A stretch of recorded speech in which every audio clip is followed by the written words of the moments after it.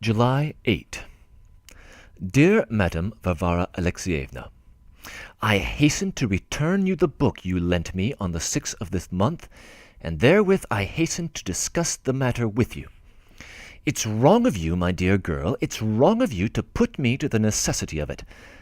Allow me to tell you, my good friend, every position in the lot of man is ordained by the Almighty.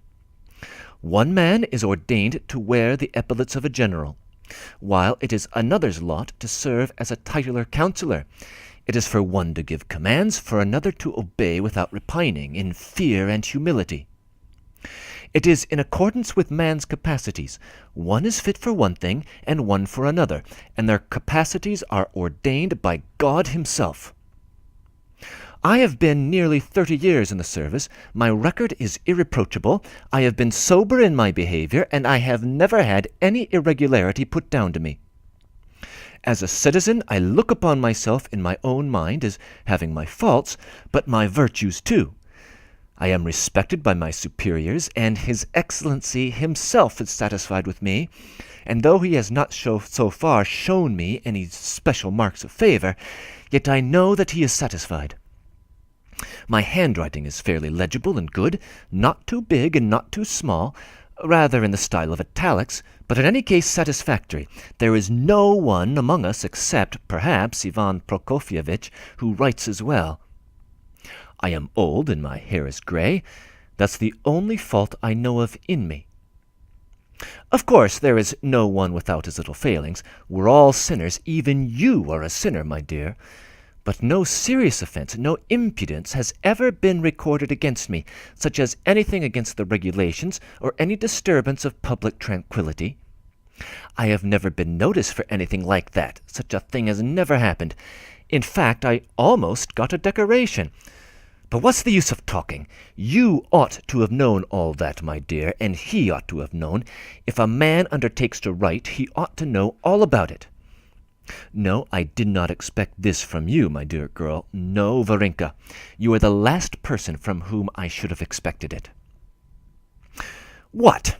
So now you can't live quietly in your own little corner, whatever it may be like, not stirring up any mud, as the saying is, interfering with no one, knowing yourself and fearing God, without people's interfering with you, without their prying into your little den and trying to see what sort of life you lead at home, whether, for instance, you have a good waistcoat, whether you have all you ought to have in the way of underclothes, whether you have boots and what they are lined with, what you eat, what you drink, what you write. And what even if I do sometimes walk on tiptoe to save my boots where the pavement's bad? Why write of another man that he sometimes goes short, that he has no tea to drink, as though everyone is always bound to drink tea? Do I look into another man's mouth to see how he chews his crust? Have I ever insulted anyone in that way? No, my dear, why insult people when they are not interfering with you? Look here, Varvara Alexeyevna, this is what it comes to. You work, and work regularly and devotedly, and your superiors respect you. However things may be, they do respect you. And here, under your very nose, for no apparent reason, neither with your leave nor by your leave, somebody makes a caricature of you.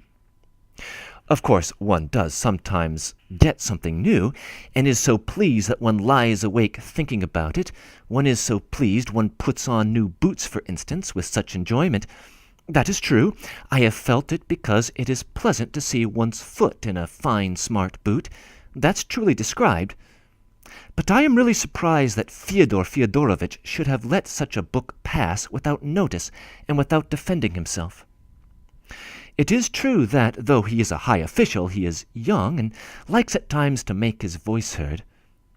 Why shouldn't he make his voice heard? Why not give us a scolding if we need it? Scold to keep up the tone of the office, for instance. Well, he must, to keep up the tone. You must teach men, you must give them a good talking to, for between ourselves, Varenka, we clerks do nothing without a good talking to. Everyone is only on the lookout to get off somewhere, so as to say. I was sent here or there, and to avoid work and edge out of it. And as there are various grades in the service, and as each grade requires a special sort of reprimand corresponding to the grade, It's natural that the tone of the reprimand should differ in the various grades. That's in the order of things. Why, the whole world rests on that, my dear soul, on our all keeping up our authority with one another, on each one of us scolding the other. Without that precaution the world could not go on, and there would be no sort of order. I am really surprised that Fyodor Fyodorovitch let such an insult pass without attention. And why write such things? And what's the use of it? Why, will someone who reads it order me a cloak because of it? Will he buy me new boots? No, Varenka, he will read it and ask for a contribution.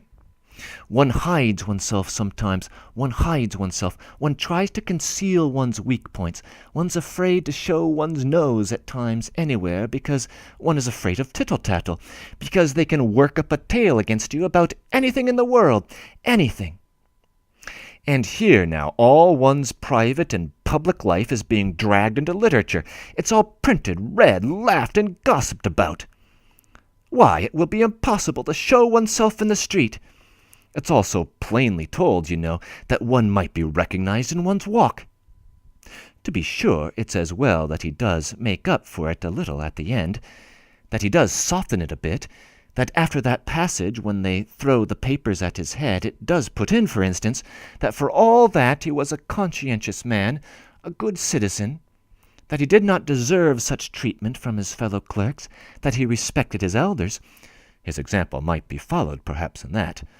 Had no ill will against anyone, believed in God, and died, if he will have it that he died, regretted. But it would have been better not to let him die, poor fellow, but to make the coat be found, to make Fyodor Fyodorovitch— what am I saying? I mean, make that general, finding out his good qualities, question him in his office, promote him in his office, and give him a good increase in his salary. For then, you see, wickedness would have been punished, and virtue would have been triumphant, and his fellow clerks would have got nothing by it. I should have done that, for instance, but as it is, what is there special about it? What is there good in it? It's just an insignificant example from vulgar everyday life. And what induced you to send me such a book, my own? Why, it's a book of an evil tendency, Varenka. It's untrue to life, for there cannot have been such a clerk. No, I must make a complaint, Varenka. I must make a formal complaint. Your very humble servant, Makar Diovushkin. Breaking in. So, at long last, Makar has come face to face with his literary alter ego, Akaky Akakievich, the protagonist of Gogol's story, The Overcoat. This letter is perhaps the most skillful part of the whole novel, with lovely touches of irony, while still being a very believable reaction from Makar Diovushkin. Let me touch on a couple of details, however. This system of ranks that Makar keeps alluding to was established by Peter the Great in the 18th century, and it divided government workers into 14 levels. Makar, like Akaky Akakievich, appears to be a titular counselor, which is at grade 9, at the very lowest rung of the middle class. It also appears that his prospects for advancement are very bleak. This passage also contains what to me is a mystery. Who is Fyodor Fyodorovitch? I don't believe that name is mentioned anywhere else in the novel. This is one of those cases where the translation in play makes a difference. In the Garnett translation, which we are reading, it appears that Fyodor Fyodorovitch could be one of Makar's supervisors. In another translation, which you can look up on Gutenberg.org, it seems that Dostoevsky may have been simply renaming Gogol's protagonist from the original Akaky Akakievich. If you have any light to shed on this mystery, feel free to make it known in the comments section below. For my money, however, the most important part of this letter isn't the literary game that Dostoevsky is playing with Gogol. It's the picture of the world that Makar articulates both here and earlier in his June 12th letter. That picture is due for a crisis in the pages ahead, and I intend to return to this issue in a concluding video of the sequence after we are done with the novel proper. End of comments.